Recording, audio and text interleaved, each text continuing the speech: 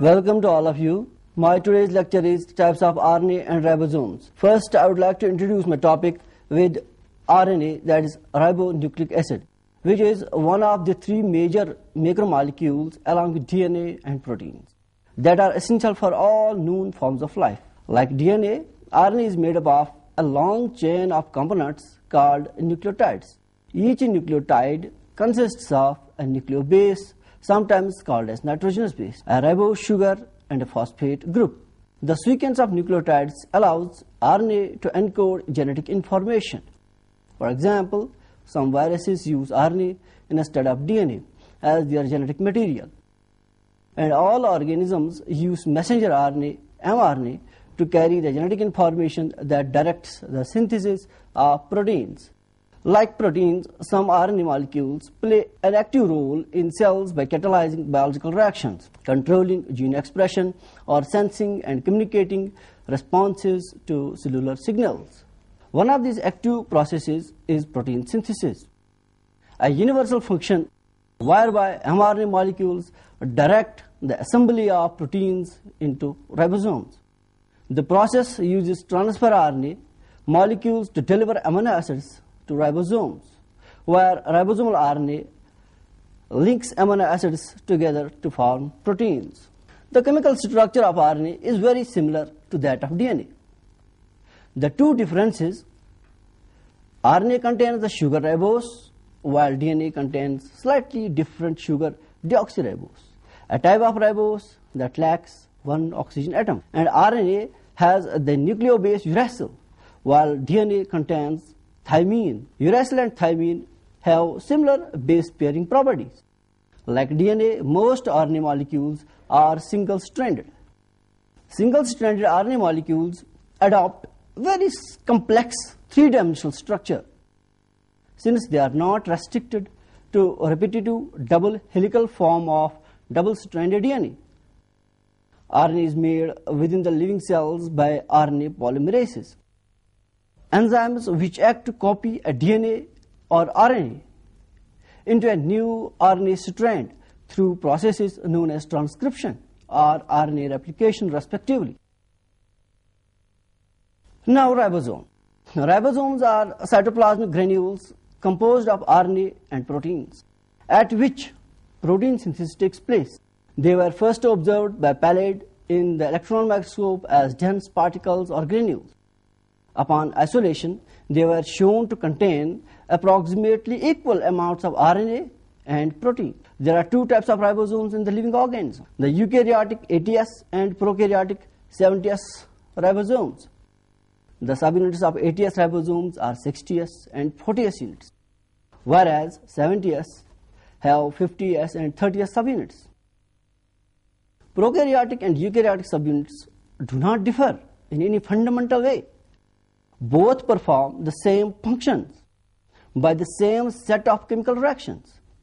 The genetic code is same in all the living organisms, and it has been demonstrated that eukaryotic ribosomes are able to translate bacterial mRNAs correctly. Eukaryotic ribosomes are much larger than that of prokaryotic ones, and most of these proteins are different. Antibiotics such as chloramphenicol inhibit bacterial but not eukaryotic ribosomal activities. Protein synthesis by eukaryotic ribosomes is inhibited by cyclohexamide. Mitochondrial and chloroplast ribosomes resemble those in bacteria. Now, the types of RNA and their description. There are three main types of RNA: mRNA, tRNA, and RNA. These are discussed as under. Messenger RNA, that is also symbolized as mRNA, is a molecule of RNA encoding a chemical blueprint for a protein product.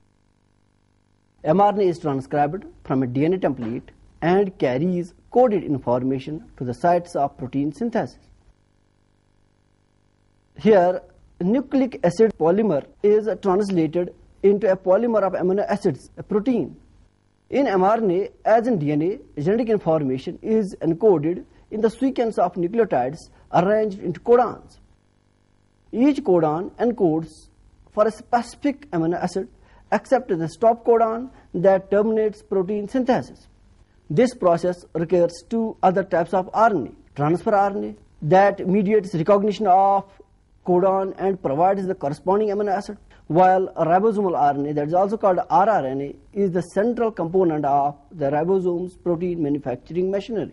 The brief existence of an mRNA molecule begins with a transcription and ultimately ends in degradation. During its life, the mRNA molecule may also be processed, edited, and transported prior to translation. Eukaryotic mRNA molecule often requires extensive processing and transport, while prokaryotic molecules do not.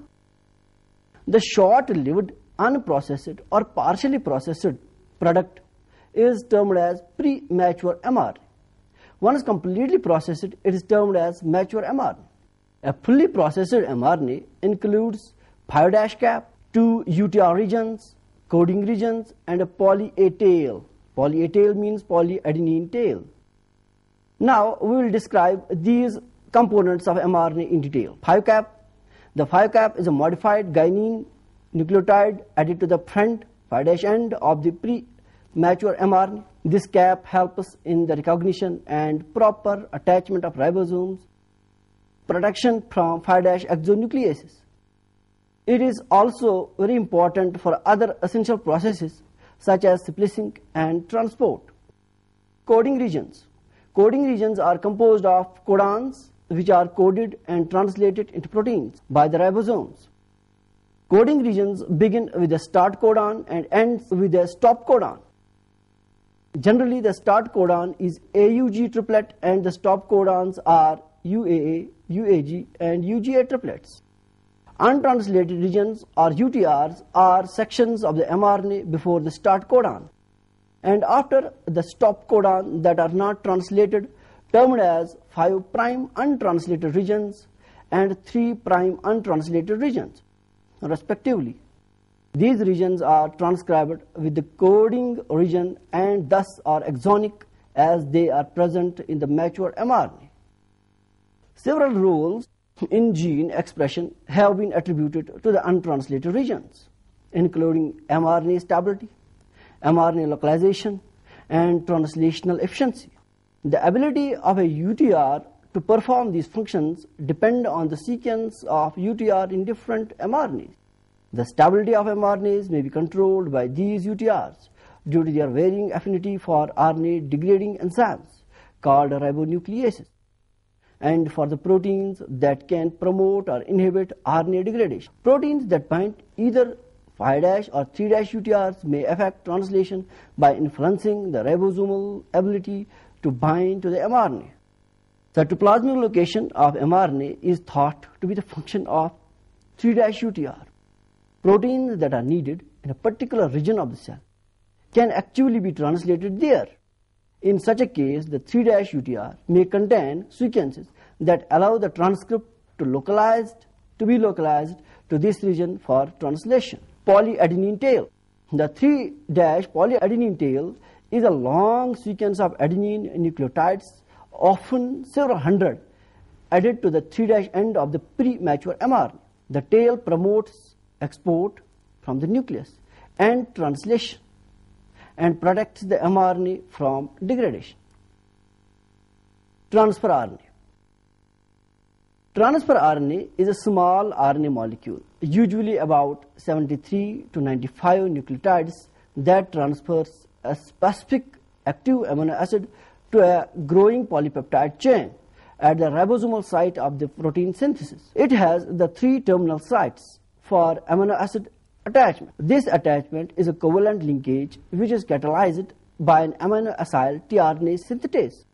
It also contains a 3-base region called the anticodon that can base pair to the corresponding 3-base codon region on mRNA.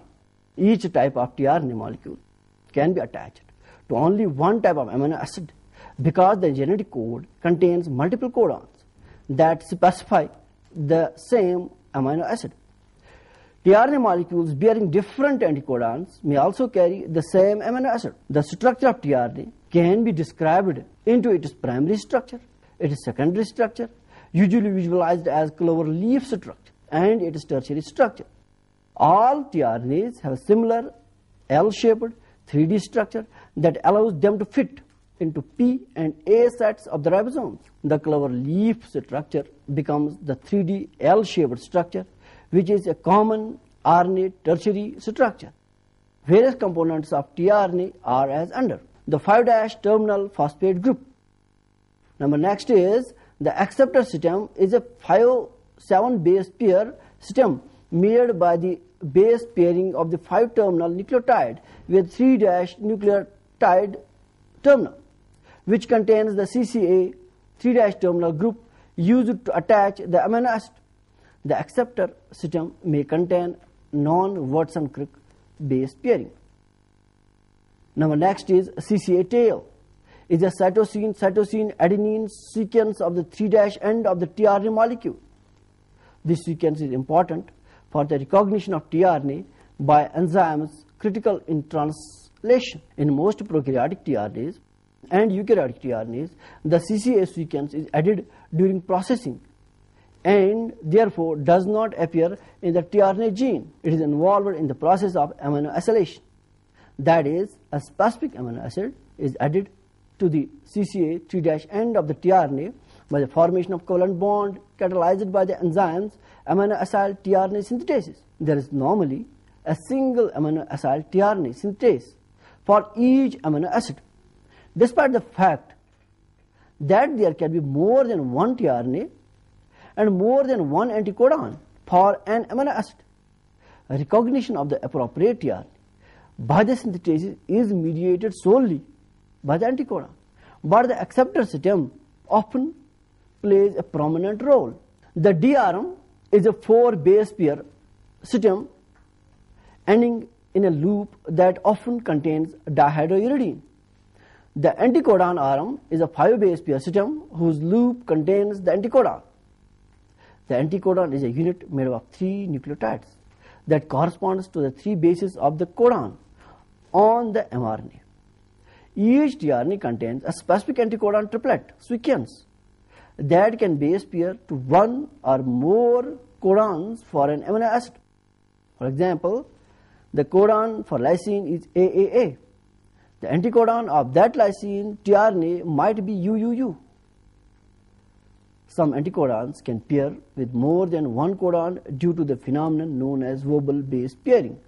In this type of pairing, only 2 bases of the triplet determines the specificity for the amino acid to be decoded, whereas the 3rd base of the triplet can be any of the 4 bases. For example, the amino acid glycine is coded by any of these codon sequences like GGU, GGC, GGA, and GGG. The tRM is a 5 base pair system containing the sequence T-Psi RM, where Psi is a pseudouridine. Bases that have been modified, especially by methylation, occurs at several positions throughout the tRNA. Now, ribosomal RNA. Ribosomal RNA or rRNA is the RNA component of the ribosome, the protein manufacturing organelle of all the living cells. Ribosomal RNA provides a mechanism for decoding mRNA into amino acids and interacts with tRNAs during translation by providing peptidal transferase activity. The tRNAs bring the necessary amino acids corresponding to the appropriate mRNA codon. Now, non-coding RNA. There are certain other RNAs in addition to main RNAs. These are known as non-coding RNAs. These are not translated into proteins. Less frequently used synonyms for non-coding RNAs are non-protein coding mRNAs, non-messenger RNAs, small non-messenger RNA, and functional RNA. The term small RNA or sRNA is often used for small bacterial ncRNAs. The DNA sequences from which a non-coding RNA is transcribed, often called as RNA gene or non-coding gene. The structure and function of ribosomes. Ribosomes are tiny particles about 200 angstrom. Each ribosome is composed of both proteins and RNA. In fact, it has approximately 37 to 62% RNA and rest are made up of proteins. The RNA present in the ribosomes are obviously called ribosomal RNA. and they are produced in the nucleolus, which is a prominent globular structure in the nucleus. The ribosomes fall into two categories: those that are free to roam in the cytoplasm and those that are attached with the membranes of endoplasmic reticulum, thus causing a rough surface. Although the two kinds of ribosomes play similar roles in translating mRNA to produce proteins, the ribosomes in the cytoplasm allows its proteins to roam about freely, while the bound ribosomes transfer their functional proteins into the endoplasmic reticulum. In addition, ribosomes are located within the mitochondria and in the chloroplast. These are spherical particles composed of two subunits, a large and a small. In eukaryotes, the coefficient of ribosomes are 80s, which are divided into 60s for the large and 40s for the smaller subunits. The 60s contains 28s RNA with a small fragment 5.8s that is attached non-covalently and can be released upon heating, and a very small 120 nucleated 5s RNA. Whereas the 40s subunit, it has only a single 18s RNA. In prokaryotes, however, the large and the smaller subunits are 50s and 30s, making a total of 70s respectively. The 50s has two types of RNAs, a 23s and a 5s. It also has 32 different proteins. On the other hand, the 30s contains a single 16s RNA and 21 different types of proteins. The 50s and 30s refers to the sedimentation coefficient of the two subunits. This coefficient is a measure of the speed with which the particles sediment through a solution which spun in an ultracentrifuge.